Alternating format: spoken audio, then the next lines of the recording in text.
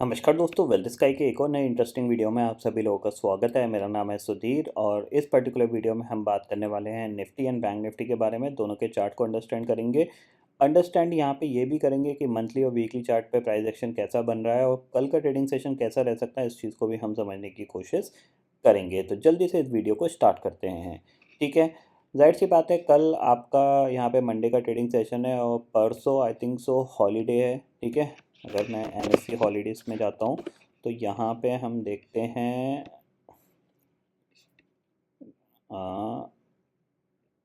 Monday, हाँ कल आपका मंडे, हाँ परसों आपका हॉलीडे है क्योंकि होली है। ठीक है, तो आपका हॉलीडे है, तो जाहिर सी बात है कि ये सीरीज़ थोड़ी छोटी सीरीज़ रहेगी। ठीक है, क्योंकि इसमें जाहिर सी बात है कल आपका मंडे है, फिर आपका holiday, then Wednesday, then Tuesday, तो थोड़ी सी छोटी सीरीज़ है। और छोटी सीरीज़ में हमेशा क्या करता है मार्केट, थोड़ा सा साइडवेज चला जाता है ट्रेंडिंग होने के बाद, तो उसी के हिसाब से हम एनालिसिस यहाँ पे करेंगे। ठीक है, तो सबसे पहले हम अगर ऑप्शन चेन डाटा को अगर हम देखें यहाँ पे, तो आपको क्या देखने को मिलेगा कि लास्ट ट्रेडिंग सेशन में जो मूवमेंट आया था तो वहाँ पे हमें एक चीज़ क्लियरली दिख रही है कि 17,600 की पुट पे ओपन इंटरेस्ट बढ़ के आया है। करीब 52 लाख का ओपन इंटरेस्ट यहाँ पे खड़ा हो गया। इसका मतलब क्या है कि मार्केट के लिए अब जो इंपॉर्टेंट लेवल है वो 17,500 है, क्योंकि यहीं पे सबसे हाईएस्ट पुट राइटिंग हो रही है। रेजिस्टेंस के तौर पे अगर देखा जाए तो आपके पास जो सबसे इंपॉर्टेंट रेजिस्टेंस है वो 17,800 का है, क्योंकि यहाँ पे पुट राइटर्स नहीं है। 17,700 पे भी करीब करीब 11 लाख का ओपन इंटरेस्ट खड़ा हुआ है, बट 17,800 के पुट पे कोई ओपन इंटरेस्ट इतना ज़्यादा नहीं है। तो 17,800 आपके लिए एक इंपॉर्टेंट रेजिस्टेंस है। ठीक है, इतना आपको क्लियरली समझ में आया। अब चलते हैं हम चार्ट पे और चार्ट को अंडरस्टैंड करते हैं। सबसे पहले हम बात कर लेते हैं ग्लोबल मार्केट की सिचुएशन। ग्लोबल मार्केट की सिचुएशन अगर देखें तो लास्ट ट्रेडिंग सेशन में काफ़ी ज़बरदस्त बाउंस बैक देखने को मिला है। डाउ करीब 350 पॉइंट, ऑलमोस्ट 387 पॉइंट, और नैस्डैक करीब ऑलमोस्ट 2% चढ़ के बंद हुआ है। और यूरोपियन मार्केट में मैं आपको हम कंटिन्यू बोल रहा हूँ कि यूरोपियन मार्केट स्ट्रॉन्ग है, इन पे आप नज़र रखो। तो इनमें ऑलमोस्ट ये ब्रेकआउट के पास डेक्स जो दोबारा से पहुँच गया है। तो एक चीज़ ध्यान में रखिएगा, ये जो मार्केट में जो भी करेक्शन आ रहे हैं ना, वो करेक्शन एक बाइंग अपॉर्चुनिटी में कन्वर्ट हो रहे हैं यहाँ पे। तो कहीं ना कहीं जो ग्लोबल मार्केट है वो हम कह सकते हैं करेक्शन के बाद दोबारा से मूव देने के लिए तैयार हैं। अब हम उनके साथ ऊपर जाएंगे या नहीं जाएंगे, ये हमारे लिए सबसे बड़ी बात होगी कि अगर हम ग्लोबल मार्केट के साथ ऊपर जाते हैं तो बहुत अच्छी बात रहेगी, अगर नहीं जा पाते हैं तो फिर हमारे लिए थोड़ा सा करेक्शन बाकी रहेगा। तो सबसे पहले हम निफ्टी के चार्ट पे चलते हैं और निफ्टी का मंथली चार्ट लगाते हैं। तो मंथली चार्ट पे आपको यहाँ पे देखने को क्या मिलेगा, ये देखो। ठीक है, 3 महीने से हम कंटिन्यूसली गिर रहे थे और अभी भी अगर हम देखा जाए तो मंथली प्राइस एक्शन के हिसाब से 16,750 के नीचे हम नहीं गए हैं। तो जो प्राइस एक्शन है वो पॉजिटिव ही यहाँ पे चल रहा है। और 3 महीने से गिर रहे थे तो जाहिर सी बात है ये मंथ थोड़ा सा आपके लिए कैसा रह सकता है, थोड़ा सा बाउंस बैक वाला रह सकता है, क्योंकि हम जब भी 3 महीने कंटिन्यू गिरते हैं तो एक स्ट्रॉन्ग बाउंस बैक हमें देखने को मिलता है। अगर स्ट्रॉन्ग बाउंस बैक नहीं आएगा, बट फिर भी हम कह सकते हैं मार्केट थोड़ा सा पॉजिटिवली ये मंथ में काम कर सकता है। ठीक है, इतना क्लियरली समझ में आया।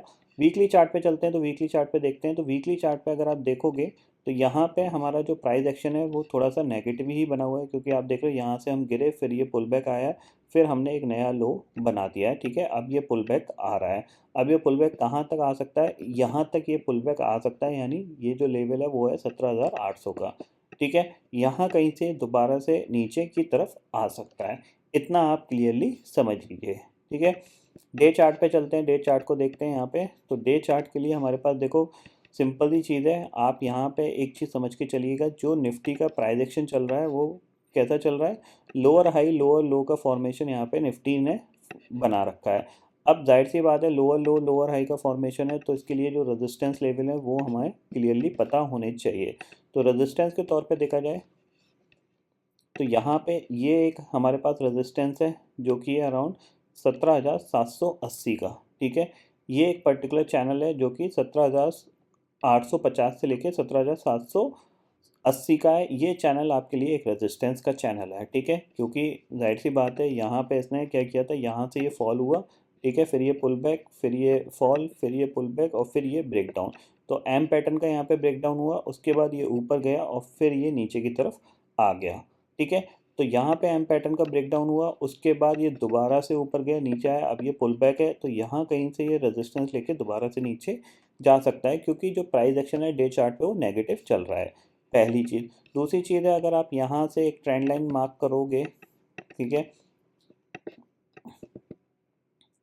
ये आप एक ट्रेंड लाइन मार्क करोगे कहीं, तो इस तरीके से ये ट्रेंड लाइन, ये हाई मिला लीजिए, ठीक है। तो ये ट्रेंड लाइन कुछ इस तरीके से बन रही है, ये हाई इस तरीके से, यहाँ पे ये ब्रेकआउट हुआ, सस्टेन नहीं हो पाया, नीचे आ गया, तो कहीं ना कहीं ये इसी लेवल के आसपास दोबारा से रेजिस्टेंस ले सकता है, ठीक है। इतना समझ में आ गया। तो अब मैं ये ट्रेंड लाइन हटा रहा हूँ और कल हम क्या कर सकते हैं उस चीज़ को हम यहाँ पे समझ रहे हैं।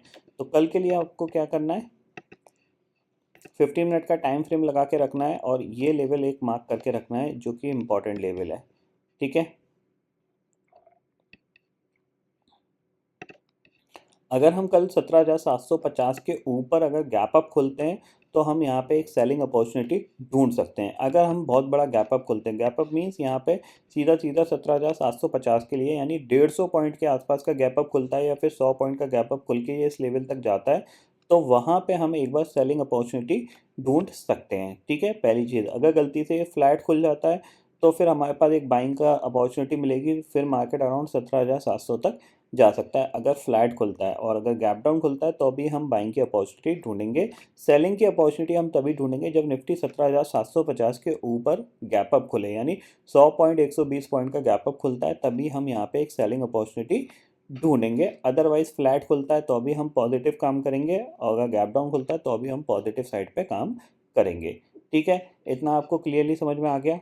बैंक निफ्टी की बात कर लेते हैं। तो बैंक निफ्टी में देखो, सबसे पहले मंथली चार्ट देखते हैं। बैंक निफ्टी का मंथली चार्ट में क्लियरली दिख रहा है कि हाँ, एक कह सकते हैं एक मंथली इनसाइड कैंडल सी फॉर्म होती हुई दिखाई दे रही है, क्योंकि आप ये देख सकते हो ये हाई है और ये लो है, इसके बीच में ये कैंडल ट्रेड कर रही है, ठीक है।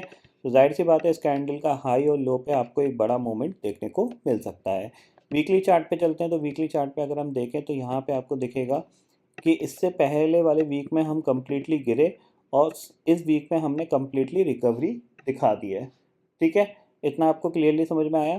तो यहाँ पे अगर देखा जाए तो कहीं ना कहीं ये फॉल के बाद यहाँ पे मार्केट कंसोलिडेशन कर रहा है बैंक निफ्टी। तो ये एक पर्टिकुलर चैनल है जिसके बाहर निकलने पे एक अच्छा खासा ब्रेकआउट या ब्रेकडाउन देखने को मिल सकता है, ठीक है। डे चार्ट पे चलते हैं। डे चार्ट को देखते हैं यहाँ पे। अब डे चार्ट पे आपको क्या दिखेगा, तो जाहिर सी बात है आप देख सकते हो यहाँ पे ये पर्टिकुलर एरिया एक रेजिस्टेंस एरिया है, ठीक है। तो 42,000 के आसपास हम क्या करेंगे, सेलिंग अपॉर्चुनिटी ढूंढने की कोशिश करेंगे। एक चीज़ ध्यान रखिएगा, अगर अब की बार अगर ये बैंक निफ्टी सेलिंग में आता है और आपका अराउंड 40,250 के नीचे ट्रेड करना स्टार्ट करता है, तो थोड़ा सा आप एग्रेसिव भी सेल प्लान कर सकते हो, क्योंकि फिर ये अराउंड 39,000 के आसपास जाने की कोशिश कर सकता है। 39,300 के आसपास 200 डे सिंपल मूविंग एवरेज है बैंक निफ्टी का, उसके आसपास जाने की कोशिश कर सकता है, ठीक है। कल के लिए हमारे पास क्या व्यू होना चाहिए बैंक निफ्टी का, वो भी हम समझ लेते हैं यहाँ पे। तो 15 मिनट का टाइम फ्रेम यहाँ पे लगा देते हैं और सबसे पहले ढूंढते हैं रेजिस्टेंस। रेजिस्टेंस के तौर पे देखा जाए तो हमारे पास जो रेजिस्टेंस है वो है हमारा 41,500 का।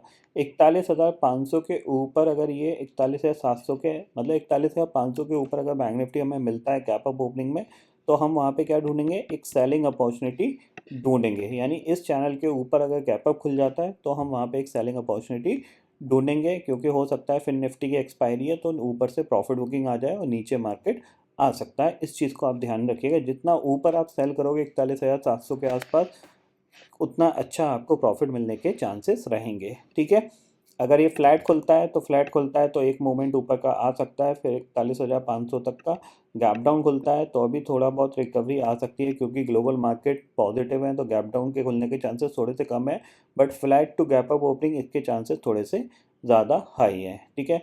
इतना आप क्लियरली यहाँ पे समझ लीजिए। तो ये सिचुएशन है जो आपको यहाँ पे निफ्टी और बैंक निफ्टी में फॉलो अप करनी चाहिए, ठीक है।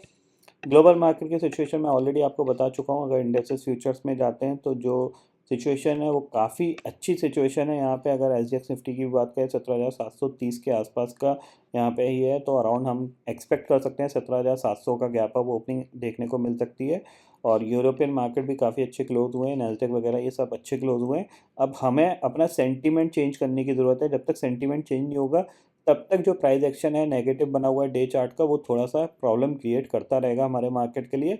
बट अगर वो एक बार पॉजिटिव हो जाता है, यानी एक बार अगर निफ्टी दोबारा से 18,000 के ऊपर क्लोज देने लगता है, तो फिर हमारा जो प्राइस एक्शन है वो चेंज होता हुआ दिखाई देगा। बट उससे पहले इंपॉर्टेंट रेजिस्टेंस है जो कि 17,800 है, 17,900 है, ठीक है। तो 17,800 के ऊपर की क्लोजिंग आने लगती है तो फिर हम एक्सपेक्ट कर सकते हैं कि हमारा मार्केट का जो प्राइस एक्शन है वो पॉजिटिव होता हुआ दिखाई दे सकता है। ठीक है, इतना आपको क्लियरली समझ में आ गया।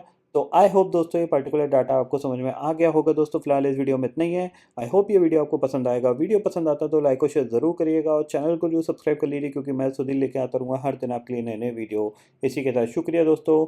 जय हिंद।